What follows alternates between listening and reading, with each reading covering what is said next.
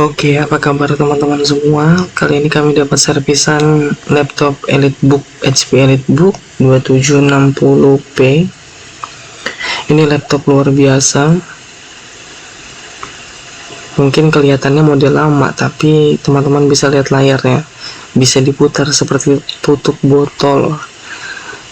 Nah, cuman dia mutarnya seperti ini aja. Kalau ke kanan pun nggak bisa. Dia ke kiri. Kayak gini full, baru muter lagi.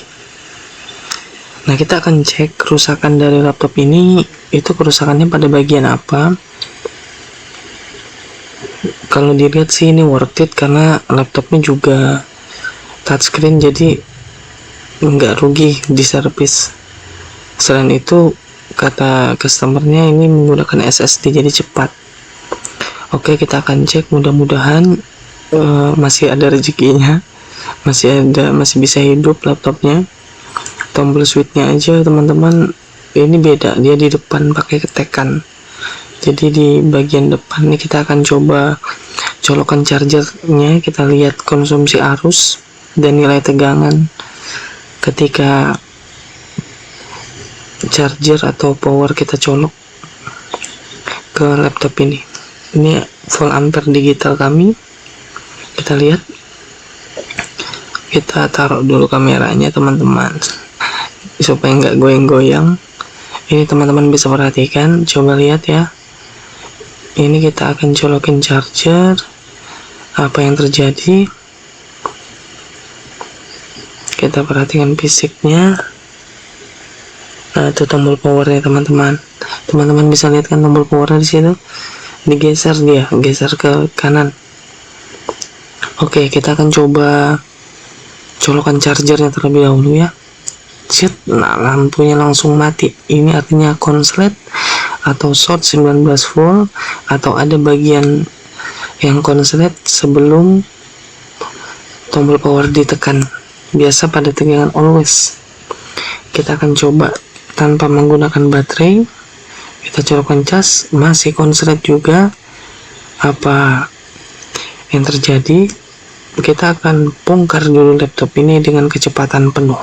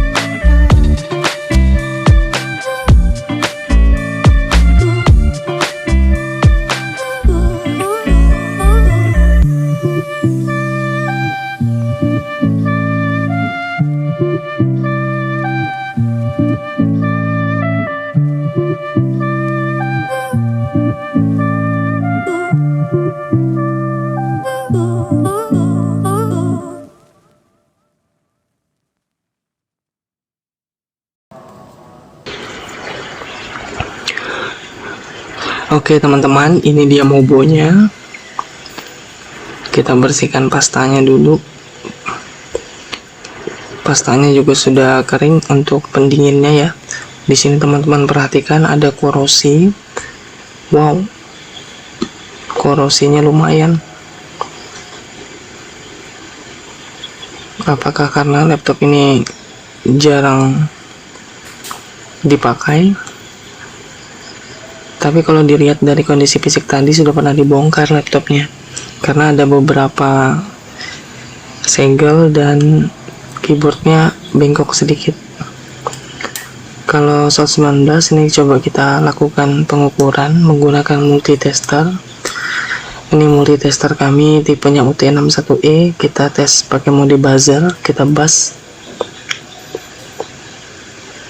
Satu di ground, kita tes dulu. Ternyata impedansinya 0,77 ohm. Teman-teman lihat di sini, nah di bagian sini konslet nih, pas dekat dengan PL yang korosi ini. Coba teman-teman lihat, tapi sepertinya dia enggak nyambung ya. Oke, ini kita akan coba lepas. Ini tersangka sih kalau kita lihat. Di sini ada kapasitor yang konslet tadi itu seperti kayak retak ya. Siapa tahu ini, tapi kita coba dulu. Kita coba lepas dulu kapasitornya. Kita belum suntik tegangan ya. Oke, kita solder. Pakai solder, nggak pakai blower kami ngelepasnya.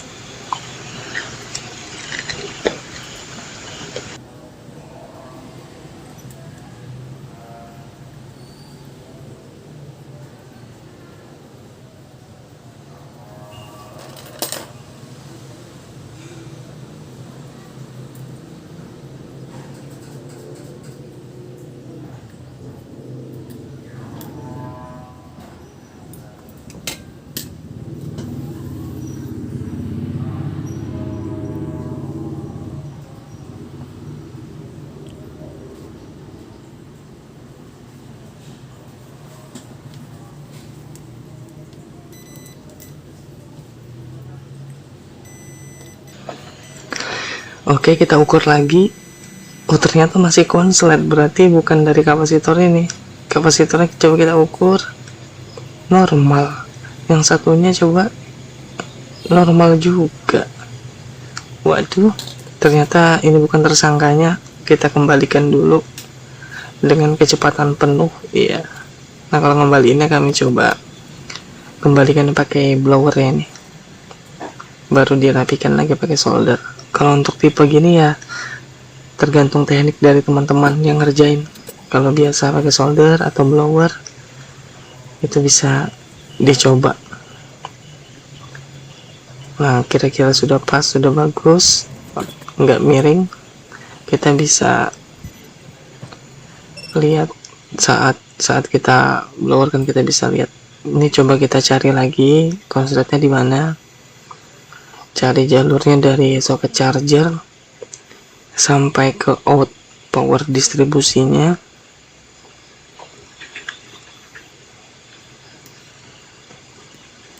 Biasa tipe laptop seperti ini dia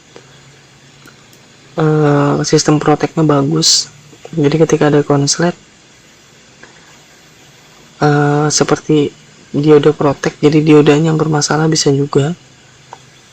Ini kita coba kita ukur MOSFET di sini. MOSFET-nya juga konslet.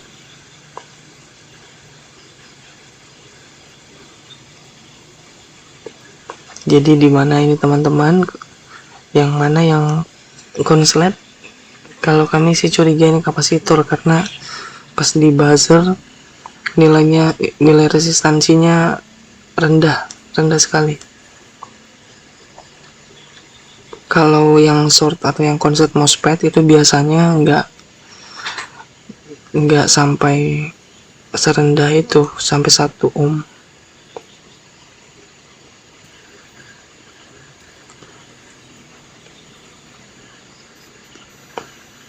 Oke, di sini kita tentukan ya, kita mau suntik dari kapasitor ini. yang kita lepas tadi. Nah, di sini 1 ohm, di sebelahnya coba kita ukur, di sebelahnya 0,6 ohm. Jadi jangan sampai terbalik nyuntiknya ya, nyuntik tegangannya. Jadi kita suntik mulai dari yang agak tinggi impedansinya dari pengukuran tadi. Karena kalau salah suntik tegangan sama aja bohong. Baterainya kita akan suntik pakai baterai atau power supply. Nanti power supply-nya yang nge-short, komponen yang short atau yang rusak itu nggak akan ketemu karena kita suntiknya di ground. Nah, pada kesempatan ini kita menggunakan baterai bekas laptop sebagai MBR ya, biasanya namanya MBR, untuk menyuntikkan tegangan, memberikan suplai tegangan, sehingga jika terjadi konslet pada komponen-komponen tertentu seperti kapasitor yang short, itu akan keluar asap, dia akan menimbulkan efek panas sehingga kita dapat mendeteksi kerusakannya dengan mudah. Di sini untuk positifnya kita sambungkan sama ini kabel apometer bekas supaya enak kita menyuntikkan tegangannya. Kemudian bagian ground biasa kita langsung solderkan ke bagian ground di mobo, satunya di bagian minus baterai. Kita masih cari dulu, ini masih nggak ketemu di mana ini kabel buat suntik tegangannya, karena kami nggak menggunakan power supply, kami hanya menggunakan volt ampere meter ya, karena kami butuhkan cuma untuk mengukur atau mengetahui konsumsi arus. Tapi saran buat teman-teman yang pemula, termasuk kami juga nih pemula juga, ya bisa menggunakan volt ampere digital jika masih dananya belum cukup untuk membeli power supply. Nah, seperti ini. Kalau untuk keperluan suntik tegangan kita bisa menggunakan baterai bekas, tapi yang disayangkan kita nggak bisa menyuntikkan tegangan dengan nilai tertentu. Kalau baterai kan 3,4, kalau jalur yang kita suntikkan membutuhkan tegangan 1 volt, kita kesulitan. Tapi bisa juga diakalin menggunakan apa namanya, DC-DC converter atau step down penurun tegangan. Nanti pada kesempatan lain kita akan coba review, kita bahas ya. Tapi jangan lupa teman-teman klik subscribe, dukung channel ini supaya kami tambah semangat buat videonya. Nah, begini teman-teman, minusnya di baterai, kemudian kita colok sedikit di situ supaya enak nyoldernya. Oke, kita kasih timah dulu sedikit. Nah, baru minusnya kita taruh di ground, sisanya kita akan suntikkan tegangan di bagian yang impedansinya agak tinggi tadi ya. Impedansinya yang agak tinggi, yang 1 ohm, bukan yang 0 ohm ya, di sebelah kapasitor yang sudah kita lepas tadi. Nah, teman-teman bisa lihat apakah ada yang keluar asap, kepanasan guys. Kita ukur lagi, kita perhatikan lagi teman-teman. Oke, kita lihat. Nah, kalau begini benar posisinya 1 ohm. Nah, di sini 0, di sini 1, lebih tinggi. Nah, pasti itu jalur powernya. Jadi kita suntik di bagian situ. Teman-teman perhatikan. Wow, keluar asap ya. Di bagian situ. Di manakah konsletnya berada? Oh, ternyata di situ dia teman-teman. Masih belum ketemu. Oh, ini dia teman-teman. Nah, ini kapasitornya yang rusak. Itu kapasitornya pecah. Biasanya kalau kapasitor konslet seperti ini teman-teman, ini coba perhatikan, itu kan beda tuh, kayak pecah gitu ya. Teman-teman bisa langsung buang kapasitornya, ini berfungsi sebagai filter tegangan. Bisa juga teman-teman ganti, tapi sarannya harus diganti. Kenapa diganti? Karena ya kita sesuaikan dengan kebutuhan skema, kebutuhan dari produk, memang bawaannya menggunakan kapasitor tambahan. Nah, untuk tipe short seperti ini biasanya ada beberapa short yang disebabkan oleh rangkaian yang kurang sempurna. Jadi shortnya itu jika kita misalkan tipe laptop ini, kemudian kita dapat laptop yang sama, biasanya shortnya di bagian yang sama. Berapa kali kami sudah menemukan hal demikian. Makanya kami post video ini.